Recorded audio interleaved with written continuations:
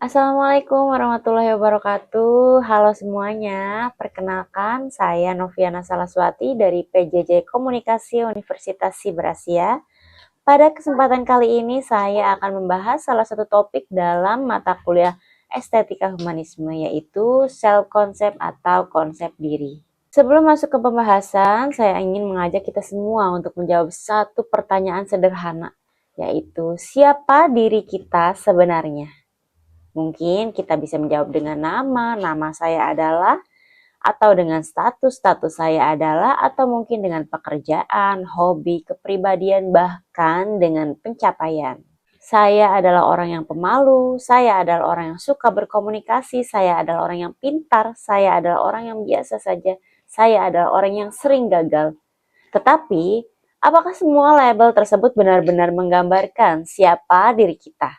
Menariknya, terkadang kita justru lebih mudah melihat kekurangan diri sendiri daripada melihat kelebihan yang kita miliki. Kita bisa mengingat satu komentar negatif dari seseorang selama bertahun-tahun, tetapi melupakan banyak komentar positif yang pernah kita terima. Kita juga sering membandingkan kehidupan kita dengan orang lain. Melihat teman mendapatkan nilai bagus, tentu kita iri. Melihat seseorang yang lebih percaya diri, kita merasa kurang menarik. Melihat orang lain sukses, kita bertanya kepada diri sendiri, mengapa kita atau saya belum bisa seperti dia? Dari sinilah konsep diri menjadi penting, karena cara kita melihat diri sendiri dapat mempengaruhi cara kita berpikir, bersikap, mengambil keputusan, dan berhubungan dengan orang lain. Kemudian di slide berikutnya yaitu tentang pengertian self-concept. Apa itu self-concept? Self-concept adalah gambaran dan evaluasi seseorang terhadap dirinya sendiri meliputi kepribadian, kemampuan, penampilan, peran sosial, nilai dan keyakinan, kelebihan dan kekurangan. Kemudian di slide berikutnya yaitu mengenai komponen self-concept menurut Carl Rogers. Yang pertama adalah self-image. Self-image adalah bagaimana kita melihat atau menggambarkan diri kita sendiri. Contohnya, saya orang yang pendiam, saya orang yang gagal, saya orang yang pintar, saya orang yang kreatif, saya orang yang bertanggung jawab, saya tidak terlalu pintar berbicara di depan umum. Semua gambaran tersebut merupakan bagian dari self-image. Namun, ada satu hal yang menarik, apa yang kita pikirkan tentang diri kita belum tentu sepenuhnya sama dengan kenyataannya. Contohnya, seseorang mungkin berpikir, saya tidak bisa berbicara di depan banyak orang. Padahal sebenarnya dia belum tentu tidak bisa. Mungkin dia hanya belum terbiasa, mungkin dia pernah melakukan kesalahan saat presentasi dan kemudian menganggap dirinya tidak mampu. Akhirnya satu pengalaman berubah menjadi sebuah label terhadap dirinya sendiri. Karena itu, kita perlu hati-hati ketika menggambarkan label kepada diri kita sendiri. Jangan sampai satu kegagalan membuat kita mengatakan kita tidak mampu, kita orang yang gagal. Kemudian self-esteem. Komponen kedua adalah self-esteem, yaitu bagaimana kita menilai dan menghargai diri sendiri. Kalau self-image lebih berkaitan dengan pertanyaan, saya melihat diri saya seperti apa, maka self-esteem lebih dekat dengan pertanyaan. Seberapa berharga saya di mata saya sendiri? Contohnya, dua orang bisa mengalami kegagalan yang sama. Orang pertama mungkin mendapatkan nilai yang kurang baik dan berkata, saya memang bodoh, saya tidak akan pernah bisa. Sedangkan orang kedua berkata, nilai saya kali ini kurang baik, tetapi saya masih bisa belajar dan memperbaikinya. Situasinya sama, tetapi cara mereka menilai diri sendiri berbeda. Inilah pentingnya self-esteem. Memiliki self-esteem yang sehat bukan berarti menganggap diri kita sempurna. Self-esteem yang sehat berarti kita mampu menghargai diri sendiri tanpa menutup mata terhadap kekurangan. Kita bisa mengatakan, saya memiliki kekurangan tetapi tetap memiliki nilai dan saya masih bisa berkembang. Kemudian, komponen yang ketiga adalah komponen ideal self.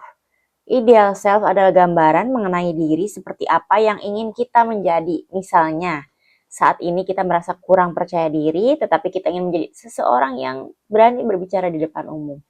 Saat ini kita mungkin kurang disiplin, tetapi kita ingin menjadi pribadi yang lebih bertanggung jawab. Saat ini mungkin kita belum memiliki kemampuan atau bakat tertentu, tetapi kita ingin mempelajarinya.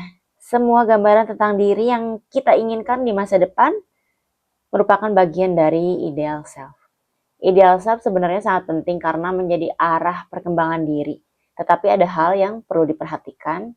Jangan sampai ideal self berubah standar yang terlalu tinggi dan tidak realistis. Kalau kita terus berkata, saya harus sempurna, saya harus selalu berhasil, saya harus lebih hebat dari orang lain, maka kita justru akan sulit menghargai diri sendiri. Kita perlu memiliki tujuan untuk berkembang, tetapi tetap menerima diri kita yang sekarang. Hubungan self-image, self-esteem, dan ideal self, ketiga komponen tersebut saling berhubungan. Kemudian di slide berikutnya, apa yang membentuk self-concept? Di antaranya adalah keluarga, lingkungan sosial, pengalaman, media sosial, dan refleksi diri. Pertanyaannya kemudian dari mana konsep diri kita berasal? Yang pertama itu tadi keluarga. Sejak kecil, komentar dan perlakuan dari keluarga dapat mempengaruhi cara seseorang melihat dirinya.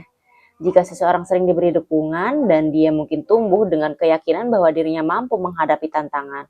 Sebaliknya, komentar yang terus-menerus merendahkan dapat mempengaruhi cara seseorang menilai dirinya. Kemudian tadi yang kedua adalah lingkungan. Sebagai manusia, tentu kita tidak hidup sendirian. Interaksi dengan teman dapat memberikan pengaruh besar terhadap konsep diri. Kita bisa mendapatkan dukungan, tetapi kita juga bisa mendapatkan perbandingan atau penilaian. Yang ketiga adalah pengalaman hidup. Keberhasilan dapat meningkatkan keyakinan terhadap kemampuan diri, sementara kegagalan dapat menjadi pengalaman yang membentuk cara kita melihat diri. Tetapi kegagalan tidak selalu menghasilkan konsep diri negatif.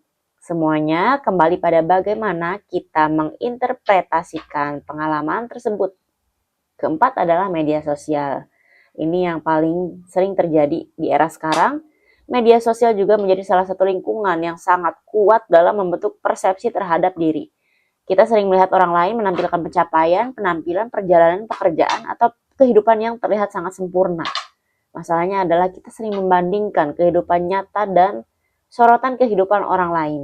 Padahal apa yang terlihat di media sosial hanyalah sebagian dari kehidupan seseorang.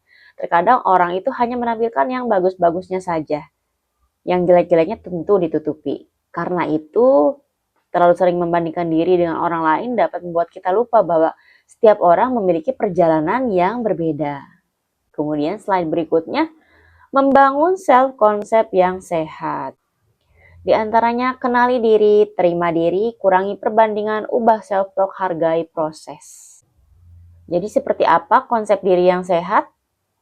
Konsep diri yang sehat bukan berarti selalu berpikir positif tanpa melihat kenyataan. Konsep diri yang sehat berarti mampu melihat diri secara realistis.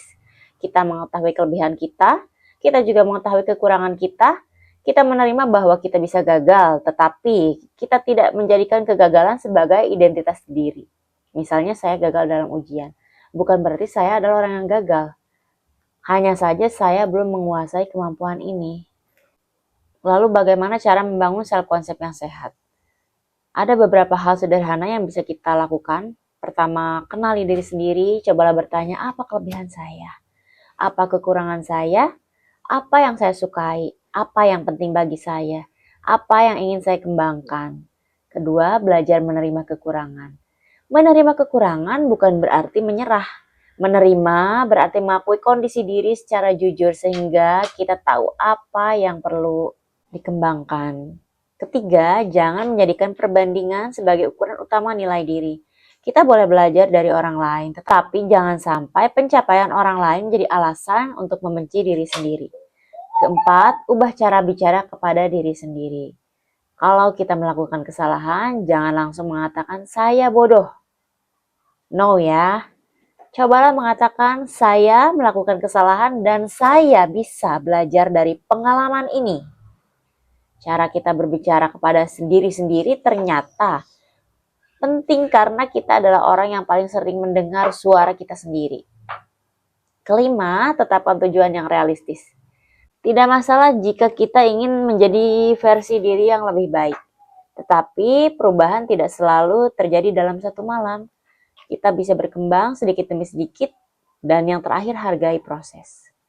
Jangan hanya menghargai diri kita ketika berhasil saja. Hargai juga ketika gagal, refleksi diri, dan mencoba untuk bangkit kembali. Kemudian di slide berikutnya, coba tanyakan kepada diri sendiri bagaimana saya melihat diri saya saat ini. Apakah saya lebih sering melihat kelebihan atau kekurangan saya? Apakah saya menerima diri saya?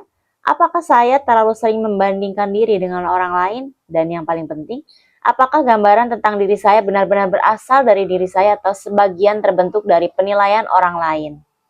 Karena terkadang kita menjalani hidup berdasarkan label yang diberikan orang lain. Kita juga pernah disebut pemalu, lalu kita percaya bahwa kita tidak bisa bersosialisasi. Kita pernah gagal, lalu kita percaya bahwa kita tidak mampu. Kita pernah diremehkan, lalu kita mulai meragukan diri sendiri. Padahal manusia terus berkembang, dan hari ini kita tidak harus sama dengan diri kita yang kemarin. Kesimpulannya, mengenal diri bukan berarti menemukan manusia yang sempurna, tetapi memahami siapa kita, menerima diri kita, dan terus berkembang menjadi versi terbaik dari diri kita. Saya mungkin belum menjadi seperti yang saya inginkan, tetapi bukan berarti saya tidak bisa berkembang. Cukup sekian presentasi dari saya. Terima kasih. Assalamualaikum warahmatullahi wabarakatuh.